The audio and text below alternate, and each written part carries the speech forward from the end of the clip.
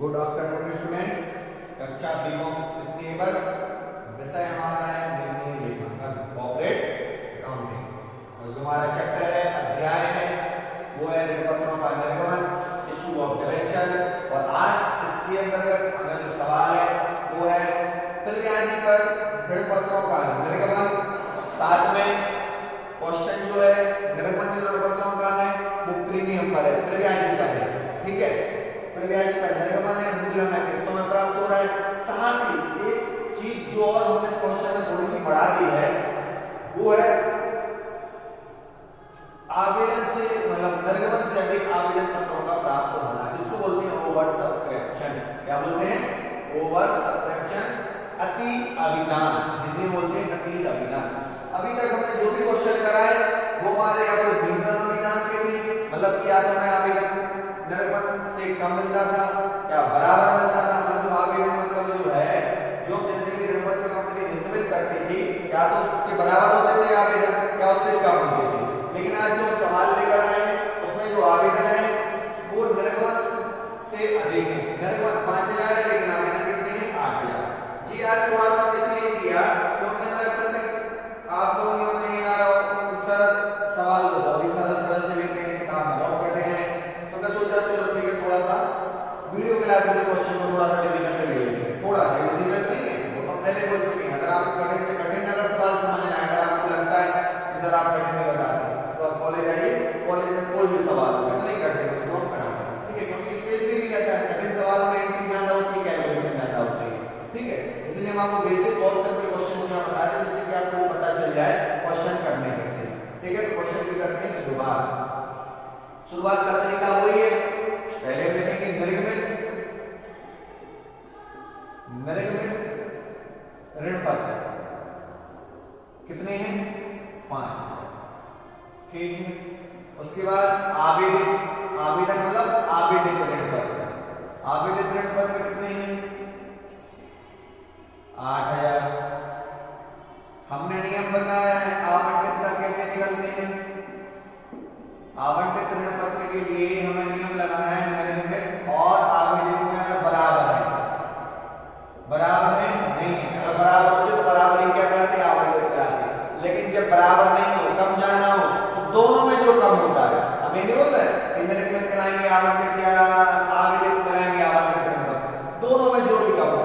ठीक है, बराबर नहीं हो, दोनों में जो कम हो वो रहेंगे आवंटित। यहाँ दोनों में कम कौन है? 5000। तो आवंटित ऋण पत्र कितने कराएंगे? 5000। हम इस पर ज्यादा डिटेल में नहीं जाते हैं, डिटेल में जाएंगे तो थोड़ा सा क्या है लंबा हो जाएगा, फिर भी अगर थोड़ा सा बता देते हैं क्योंकि ये बिल्कुल क्लियर है। अगर हमारी दुकान है, दुकान में कोई वस्तु केवल 2 पीस है, तो अगर हमारे पास 2 ग्राहक आएंगे तो हम 2 ही दे सकते, एक आएगा तो 1 दे सकते। लेकिन 2 वस्तुएं हैं और उसकी अगर 5 ग्राहक आए, 10 ग्राहक आए, तो हम 10 ग्राहकों को उस वस्तु को नहीं दे सकते, या तो हमें 8 लोगों को मना करना पड़ेगा, 2 को ही दे सकते। तो वही कहानी यहाँ है। आप ठीक है ज्यादा मांग लो, लेकिन हमारे पास जितने उपलब्ध है तो जितना हमने कार्यक्रम में निर्गमन किया है उससे ज्यादा तो आवंटित कर ही नहीं सकते। ये है कहानी। उस कहानी को हमने बहुत ही सरल कर दिया था 2 बातों से, बराबर और कम, जिससे आपको ज्यादा कहानी, ज्यादा सोच, ज्यादा दिमाग न लगाना पड़े।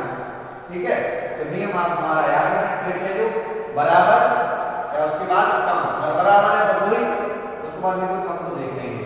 ठीक, तो ये हमारे हो गए आवंटित ऋण पत्र। उसके बाद हमें दिया गया 10% प्रव्याजी, और प्रव्याजी मतलब प्रीमियम। प्रीमियम जो निकलता है बट्टा और प्रीमियम को निकलता है अंकित मूल्य पर, और अंकित मूल्य हमारा 500 रुपए।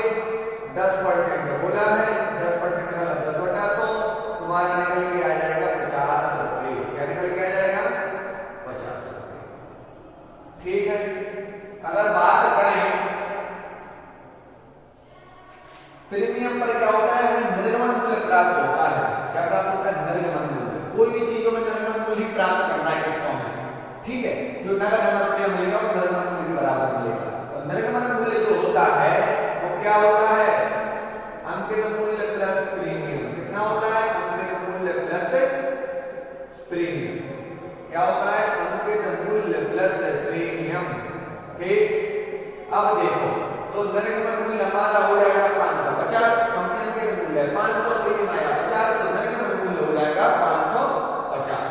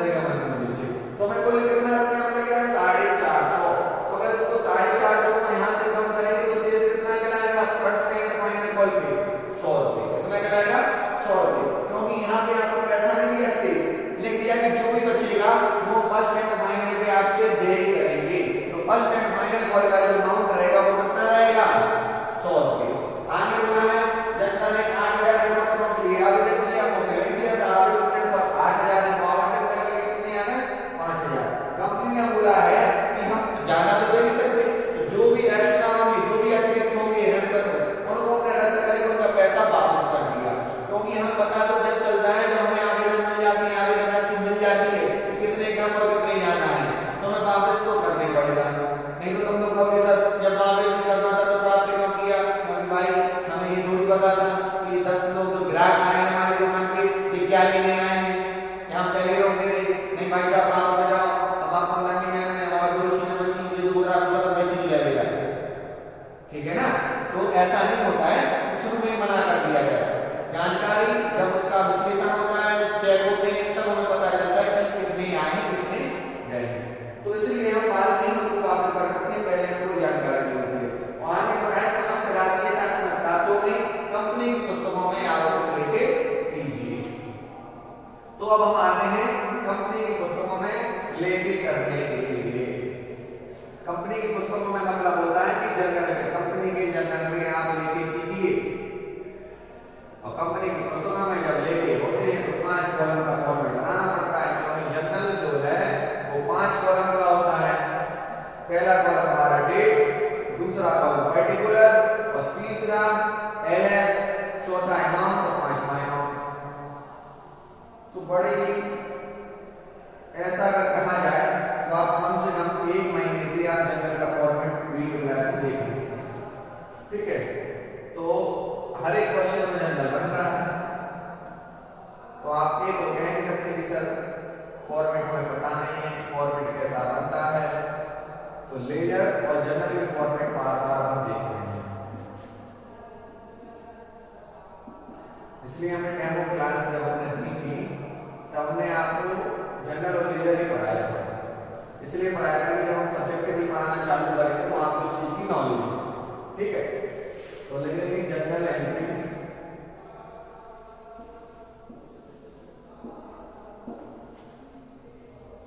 In the books of Singhai limited. Singhai मतलब सर भी सिंघई है, लेकिन सर की कंपनी नहीं है, फॉर एग्जाम्पल का लगा है सिंघई लिमिटेड, ठीक है। भाई अच्छा लगता है, हम भी फेमस होना चाहते हैं तो खुद ही फेमस हो लेते हैं, लिख के अपना नाम। तो सिंघई लिमिटेड फर्स्ट एंट्री जो बनेगी हमें तो पता है आवेदन पत्र प्राप्त करने की बनती है, और आवेदन पत्र कितने प्राप्त हो रहे हैं 8000।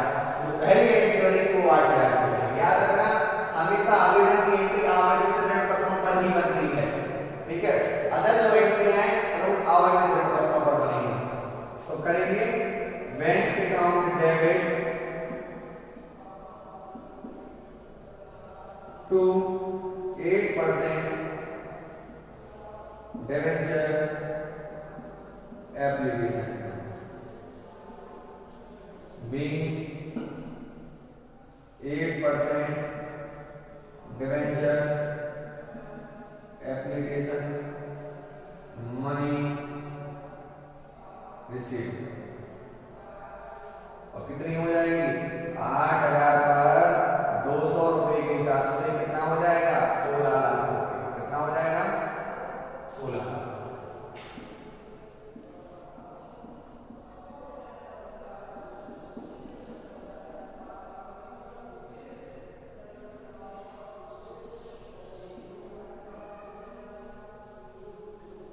ठीक है 16 लाख रुपए हो गया।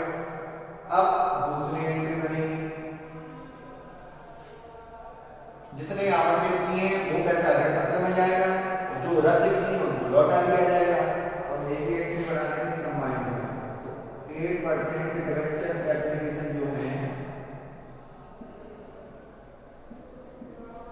अकाउंट डेबिट, इनका जो 16 लाख रुपए है 8000 ऋण पत्र का, कितने का 8000 ऋण पत्र का।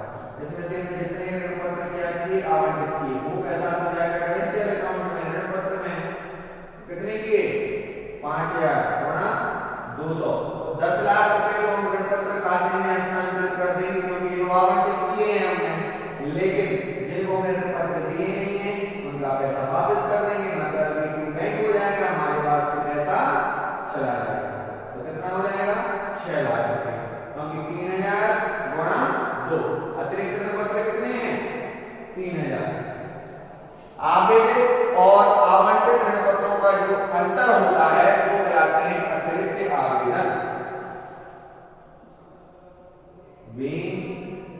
8% डिवेंचर एप्लीकेशन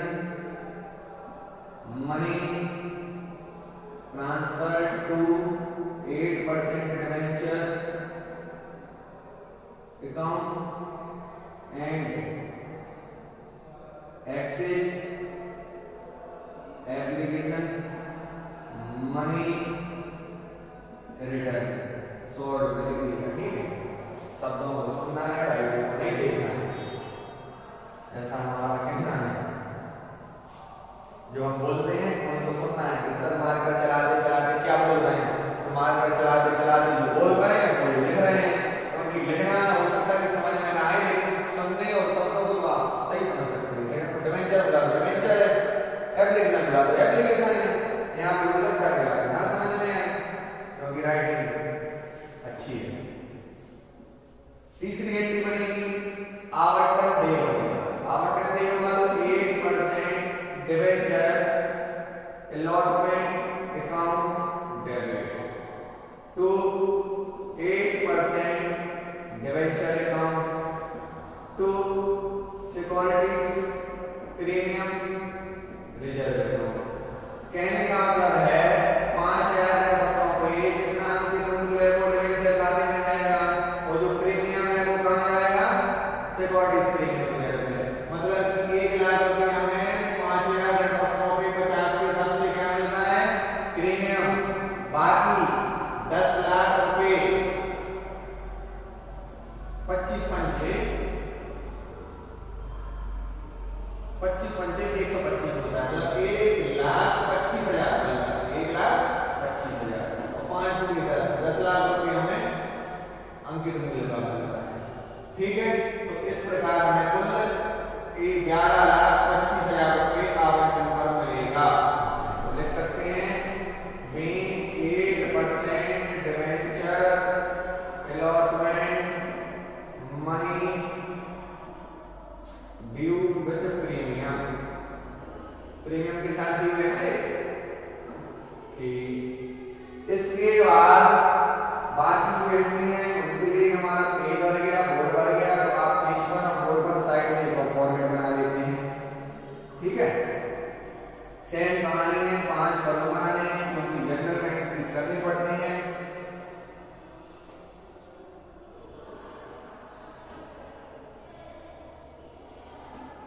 आवेदन राशि को प्राप्त करेंगे, चौथी एंट्री वही बनेगी, कितनी राशि से प्राप्त करना है, 2,250 रुपए के हिसाब से कुल हमें 250 मिलेगा, क्योंकि प्रीमियम का पैसा जुड़ के मिलता है, डिस्काउंट का पैसा कम होकर मिलता है। ठीक है, तो 8% debenture allotment account debit to 8% debenture narration लिखने में 8% डिवेंचर अलॉटमेंट मनी रिसीव। कितना पैसा मिल जाएगा, 11,25,000 गुणा कर लीजिए, चेक कर लीजिए। ऐसा नहीं कि कोई गणना अपने गलत की, 4 जीरो देखो हम बोल रहे थे वही हुआ, 5 दूनी 10 55 25, यहाँ होना था 2,50,000 हमें पता था कि शायद दिमाग में हमारे थोड़ा सा जब नहीं रहा था, कहते नहीं बड़ा नहीं जब रही इस सवाल में हमारे दिमाग में कुछ ना कुछ नहीं गलत हो रहा है, तो पकड़ में आ गया। कितना प्राप्त होगा, 12,50,000 12,50,000।